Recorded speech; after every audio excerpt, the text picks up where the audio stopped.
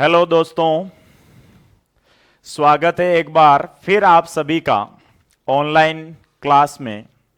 आज अपने विद्युत आवेश तथा क्षेत्र की चौथी क्लास होने वाली है। हमने पीछे 3 क्लासों में विद्युत आवेश से रिलेटेड बहुत सारे कॉन्सेप्ट्स के बारे में पढ़ा है।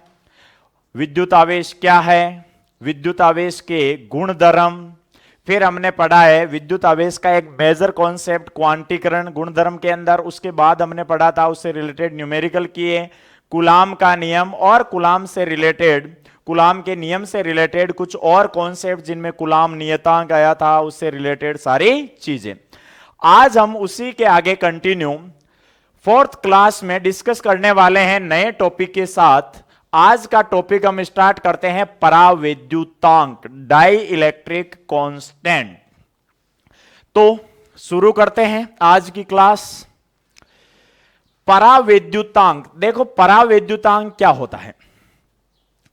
परावैद्युतांक एक ऐसा कांस्टेंट है, एक ऐसा नियतांक है जो आपको यह बताएगा कि यदि किसी भी आवेश को आप किसी माध्यम में लेकर जाते हो तो वहां पर आपका जो कूलाम फोर्स लगता है, कूलाम बल लगता है, उसके मान में क्या परिवर्तन होता है। जैसे कि हमने पीछे यह देखा कि यदि दो स्थिर एवं बिंदुवत आवेश निर्वात या वायु में होते हैं तो वहां पर कूलाम बल अलग लगता है, और यदि उन्हीं आवेशों को आप किसी दूसरे माध्यम में लेकर चले जाओ तो वहां पर कूलाम बल का मान परिवर्तित हो जाता है।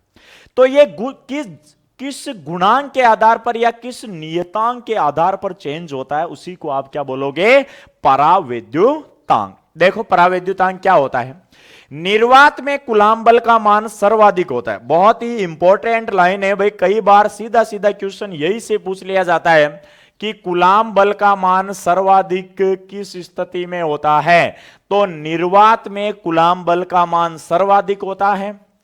माध्यम की उपस्थिति के कारण कूलाम बल के मान में कमी आती है।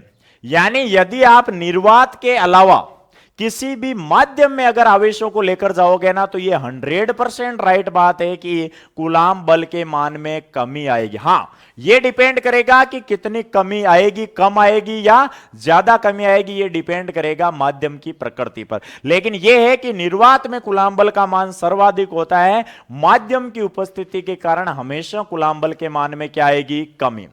अब आपके माइंड में यहां पर एक क्वेश्चन आ रहा होगा कि हमने प्रीवियस जो भी वीडियोज या क्लासेस देखी उसमें आपने निर्वात के साथ हमेशा वायु ऐड किया था, लेकिन यहां पर ओनली निर्वात लिखा हुआ है। देखो एक्चुअल में निर्वात एक अलग चीज है और वायु माध्यम, यानी माध्यम की अनुपस्थिति को आप निर्वात बोलते हो, और जब माध्यम की बात आती है तो वायु भी एक माध्यम है।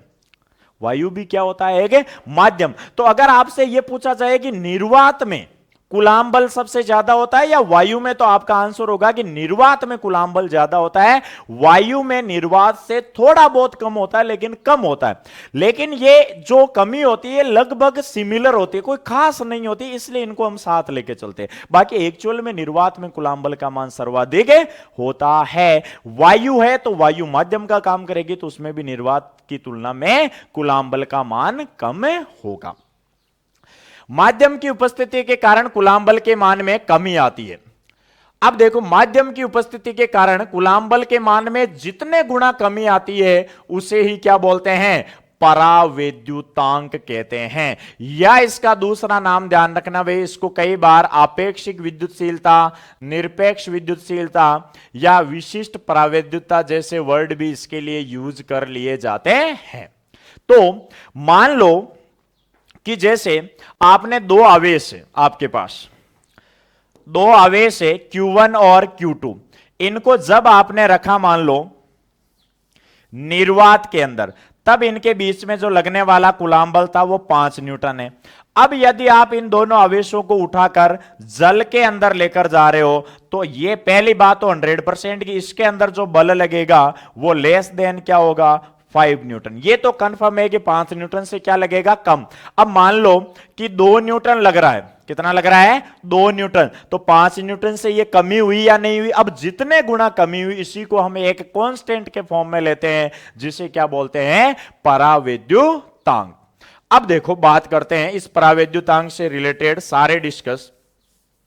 देखो सबसे पहले अगर हम बात करें निर्वात में कूलाम्ब बल क्या होता है, निर्वात में कूलाम्ब बल, तो निर्वात में कूलाम्ब बल है, ये हमने पीछे भी लिखा है कि एफ नॉट बराबर 1/4 pi epsilon naught Q1 Q2 upon R square होता है, इक्वेशन नंबर फर्स्ट। अब यदि किसी माध्यम की बात हो तो माध्यम की उपस्थिति में, माध्यम की उपस्थिति में कूलाम्ब बल, माध्यम की उपस्थिति में कूलाम्ब बल हमने पीछे देखा है भाई, एफ एम से डिनोट कर देते हैं, ये क्या आया था 1/4 pi epsilon Q1 Q2 upon R square, समीकरण नंबर 2। यदि मैं समीकरण 2 में भाग देता हूं समीकरण 1 का, देखो समीकरण 1 को डिवाइड करते हैं 2 से, 1 को 2 से करो चाहे 2 को 1 से करो। अब देखो 1 क्या है आपके पास, एफ नॉट बराबर 1/4 pi epsilon naught Q1 Q2, तो एफ नॉट इधर हो जाएगा एफ एम और ये हो जाएगा 1/4 pi epsilon naught Q1 Q2 upon R square divided by 1/4 pi epsilon Q1 Q2 upon R square. इनके बारे में पीछे डिस्कस कर चुके हैं। एप्सिलॉन नॉट क्या होता है, निर्वात की विद्युतशीलता, और एप्सिलॉन क्या होता है, माध्यम की विद्युतशीलता। अब देखो Q1 Q2 से Q1 Q2 आर स्क्वायर से आर स्क्वायर 1/4 पाई से 1/4 पाई, तो F naught upon F M बराबर क्या आ गया भाई, ये ऊपर चला जाएगा एप्सिलॉन अपॉन एप्सिलॉन नॉट, और इसी को क्या बोलते हैं, एप्सिलॉन आर से डिनोट करते हैं या फिर किससे डिनोट करते हैं, के से, और इसी को बोला जाता है डाई इलेक्ट्रिक कांस्टेंट या परावैद्युतांक। क्या बोलोगे भाई, परावैद्युतांक। तो देखो दूसरे तरीके से इसको कैसे डिफाइन कर सकते हो कि निर्वात में कूलाम्ब बल और माध्यम की उपस्थिति में कूलाम्ब बल का अनुपात किसके बराबर होता है, परावैद्युतांक या आपेक्षिक विद्युतशीलता। एप्सिलॉन आर ये यूज होता है आपेक्षिक विद्युतशीलता के लिए ज्यादातर वर्ड, लेकिन आपेक्षिक विद्युतशीलता और परावैद्युतांक एक ही बात होती है, इसलिए दोनों ही यूज कर सकते हो सिंबल। या दूसरा तरीका है, इसी को और क्या कह सकते हो, देखो इसके फॉर्म में अगर मैं लिखूं तो ये क्या है भाई आपके पास, माध्यम की विद्युतशीलता और निर्वात की विद्युतशीलता। तो यहां से एक डेफिनेशन बन सकती है कि माध्यम की विद्युतशीलता व निर्वात की विद्युतशीलता का अनुपात, विद्युतशीलता का अनुपात आपेक्षिक विद्युतशीलता या परावैद्युतांक कहलाता है। आपेक्षिक विद्युतशीलता या परावैद्युतांक कहलाता है। तो देखो एक नई डेफिनेशन और निकल के आ गई, यानी आप इनको 3 तरीके से डिफाइन कर सकते हो। पहली चीज देखो, वापस देखते हैं कि परावैद्युतांक है क्या चीज। निर्वात में कूलाम्ब बल का मान सबसे ज्यादा होता है। पहली चीज गांठ बांध लो कि निर्वात है, इसका मतलब कूलाम्ब बल 2 आवेशों के बीच में हमेशा कैसा होगा, मैक्सिमम। अब यदि इन्हीं आवेशों को किसी भी माध्यम में लेकर जाओ, यहां तक कि वायु में भी लेकर जाओगे ना, तो कूलाम्ब बल के मान में क्या आएगी, कमी आएगी। अब कूलाम्ब बल के मान में जितने गुना कमी आती है, इससे हम एक नियतांक से दर्शाते हैं, जिसे क्या बोलते हैं, परावैद्युतांक। इसके दूसरे अलग नाम भी हैं कि इसे आपेक्षिक विद्युतशीलता या परावैद्युत सामर्थ्य, जो भी आप 2-3 वर्ड लिखे हुए इसके फॉर्म में। मेनली जो काम आने वाले वो 2 ही हैं, एक तो परावैद्युतांक और दूसरा अपने सबसे ज्यादा काम आता आपेक्षिक विद्युतशीलता। इसको डिनोट करते हैं आपेक्षिक विद्युतशीलता के फॉर्म में एप्सिलॉन आर से, और परावैद्युतांक के रूप में हम कांस्टेंट में लेके चलते हैं के। बाकी बात दोनों क्या है, सेम ही है। दूसरा, यहां से अगर मैं देखूं तो F naught upon F M में किसके बराबर है, के बराबर। तो यहां से मैं लिख सकता हूं, सिंपल डेफिनेशन बनाना चाहूं तो मैं, कि निर्वात में कूलाम्ब बल व माध्यम में कूलाम्ब बल का अनुपात भी क्या कहलाता है, परावैद्युतांक। बिल्कुल सही है।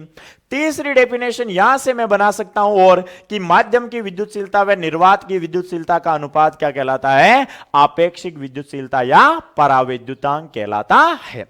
अब देखो बात आती है इसके मात्रक और विमा की।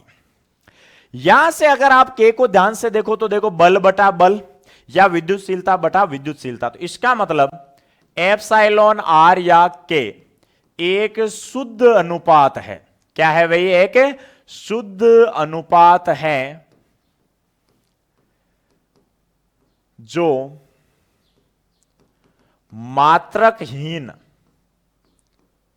व विमाहीन होता है। यानी न तो इसकी कोई मात्रक होगा न तो, और न ही इसकी कोई विमा होने वाली है, क्योंकि ये क्या है कि प्योर रेशियो, शुद्ध अनुपात। देखो अगर आप यहां बल का रखोगे न्यूटन बटा न्यूटन क्या हो जाएगा? कैंसिल। यहां आपको पता है विद्युतशीलता का होता है coulomb square upon newton metre square, इसका रखोगे coulomb square upon newton metre square, नीचे भी coulomb square newton into metre square, cancel हो जाएगा। तो क्या हो जाएगा? ये विमाहीन और मात्रकहीन राशि हो जाएगी। अब देखो यहां से एक अच्छा सा रिलेशन फाइंड आउट करते हैं। एप्सिलॉन अपॉन एप्सिलॉन नॉट बराबर क्या है? एप्सिलॉन आर, या क्या लिख सकते हो? के। तो देखो यहां से एप्सिलॉन बराबर क्या आ गया? एप्सिलॉन नॉट एप्सिलॉन आर, या अगर के फॉर्म में लो तो एप्सिलॉन बराबर क्या आ गया? एप्सिलॉन नॉट के। ये रिलेशन कई जगह काम में आता है, और नोट पॉइंट में मैं आपको लिखा देता हूं कि आपको पता है माध्यम की उपस्थिति में कूलॉम बल क्या होता है भाई? तो आप कहोगे सर माध्यम की उपस्थिति में जो कूलॉम बल होता है एफ एम, उसको हम लिखते हैं 1/4 pi epsilon Q1 Q2 upon R square. अब देखो यहां पर जो एप्सिलॉन है ये माध्यम की विद्युतशीलता होती है, तो इसको मैं किस रूप में लिख सकता हूं? एफ एम बराबर 1/4 पाई, एप्सिलॉन की जगह क्या लिख सकता हूं? Epsilon naught epsilon R Q1 Q2 upon R square. इस रूप में भी इस फॉर्मूले को लिखा जा सकता है, या यहां पर आप के भी यूज कर सकते हो। तो इस तरीके से ये एक कांस्टेंट होता है आपका डाइलेक्ट्रिक कांस्टेंट पराविद्युतांक। अब देखो पराविद्युतांक से रिलेटेड आपको कुछ वैल्यू ध्यान रखनी है, जो याद रखने हैं। पराविद्युतांक के, या ऐसे लिखो, कुछ पराविद्युतांक के मान जो आपको याद रखना है। देखो वैसे तो आपके एनसीईआरटी बुक में एक टेबल मिल जाएगी बहुत बड़ी, लेकिन आपको जो याद रखने हैं वो कौन से है? देखो सबसे पहला याद रखना है निर्वात के लिए कितना होता है पराविद्युतांक का मान। यह सामान्यतः कमरे के ताप पर होता है। निर्वात का ये होता है 1। कितना होता है भाई? निर्वात में, या निर्वात जिसमें, निर्वात बोलते किसको है? जिसमें माध्यम कोई भी उपस्थित नहीं हो, तो निर्वात के लिए पराविद्युतांक का मान कितना होता है? 1 होता है।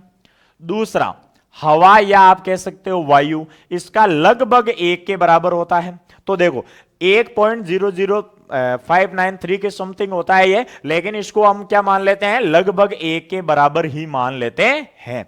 इसीलिए अब देखो जो मैंने पीछे पॉइंट कहा था कि निर्वात या वायु क्यों लेते हो?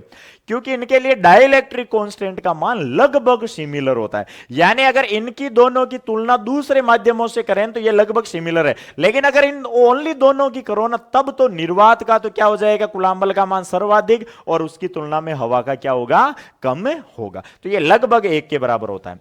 तीसरा देखो आपको याद करना है जल, वाटर का, ये होता है आपके 80 के समथिंग।